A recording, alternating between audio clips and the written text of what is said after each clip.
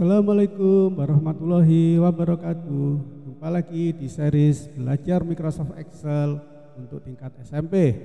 Di video kali ini kita akan membahas tentang alamat absolut pada penggunaan rumus atau formula di Microsoft Excel sebagai lanjutan dari video sebelumnya, yang mana di video sebelumnya kita membahas referensi relatif atau alamat relatif.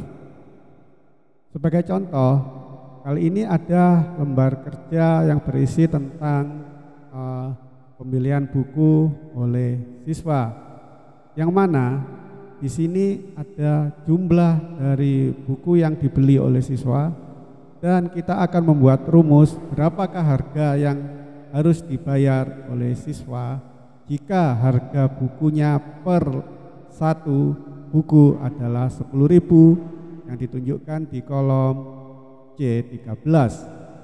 Mohon maaf, di sel C13. Oke, pertama kita akan membuat rumusnya terlebih dahulu. Arahkan kursor ke sel D17 seperti biasa. Untuk kali ini kita akan menggunakan rumus perkalian. Jadi penulisan rumusnya adalah sama dengan jumlah yang mau kita kalikan atau pengalinya. Di sini adalah jumlah buku yang akan dibeli siswa. Kemudian untuk perkalian kita ketik bintang. Kemudian kita klik pada harga buku yang ada di sel C13. Tekan enter, maka akan muncul berapa yang harus dibayar oleh Adelia Aisyah. Jika kita copy ke bawah secara langsung seperti ini, maka harganya akan 0 atau terjadi error. Kenapa terjadi demikian? Kita akan coba lihat kembali rumusnya. Arahkan kursor ke D17 ke Adelia Aisyah atau yang bernilai 20.000 ini. Kemudian kita lihat rumusnya di address bar. Di sini kita tidak menggunakan dolar, berarti ini adalah alamat relatif. Bisa kita lihat di sini rumusnya masih benar karena kita tadi mengetik di sel ini. Coba kita lihat di sel bawahnya atau baris bawahnya. Jika kita tekan F2, yang terjadi adalah pengalinya benar, akan tetapi harganya salah karena ada di baris berikutnya. Begitupun yang bawahnya, pengalinya benar tapi harganya salah, ada di baris bawahnya lagi. Kenapa hal itu terjadi?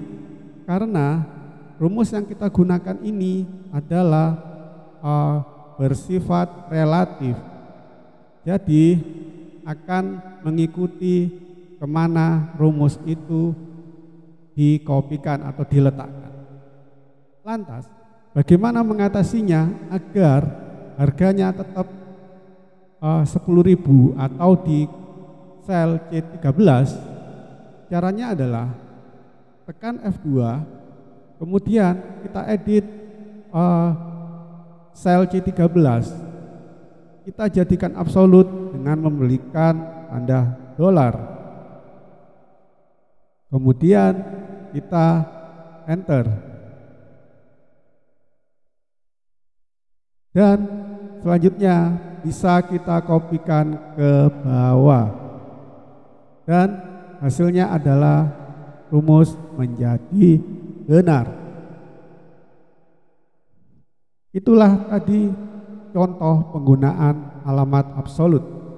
Kita buka lagi formulanya F2. Yang kita jadikan absolut di sini hanya harga buku. Sementara untuk jumlah kita jadikan relatif. Kenapa kita jadikan relatif? Agar ketika kita copy ke bawahnya, jumlahnya akan mengikuti di mana baris formula tersebut diletakkan. Bisa kita lihat yang kursor yang warna biru, dia akan mengikuti di mana rumus ini diletakkan. Kita copy ke bawah pun dia akan terus mengikuti. Nah, seperti ini. Jadi ketika kita isi angka di sebelahnya, maka akan muncul angka atau hasil perkalian jumlah dengan harga. Bisa kita lihat di sini harganya tetap di 10.000, namun barisnya mengikuti di mana formula tersebut diletakkan. Sampai di sini bisa dipahami ya. Lalu apa yang terjadi jika kita berikan absolut di bagian jumlah? Yang terjadi adalah kita berikan absolut begini. Yang terjadi adalah ketika kita copy ke bawah, hasilnya akan sama 20.000. Kenapa hal ini terjadi? Karena dua-duanya adalah absolut. Jika kita cek ke bawah, tetap yang dikalikan adalah sel C13 dan C17, yaitu Adelia Aisyah, terus di copy ke bawah. Sama jadinya, seluruh siswa akan berisi pembelian punyanya Adelia, karena untuk jumlahnya kita buat absolut. Jadi harus teliti di sini ya, mana yang harus kita buat absolut dan mana yang harus kita buat relatif. Pada kasus ini kita buat relatif adalah yang jumlah, karena jumlah masing-masing siswa adalah sama, sedangkan harganya adalah mohon maaf terbalik. Kita buat jumlah relatif karena masing-masing siswa jumlahnya adalah berbeda, sedangkan harga bukunya adalah sama. Oleh karena itu yang kita buat absolut adalah harga buku, sedangkan untuk jumlahnya adalah relatif. Nah, seperti ini. Itulah tadi contoh penggunaan referensi atau alamat absolut pada Microsoft Excel yang kita gunakan untuk mengetahui harga buku yang harus dibayar masing-masing siswa. Dalam kasus ini adalah sudah mendekati di aplikasi dunia nyata.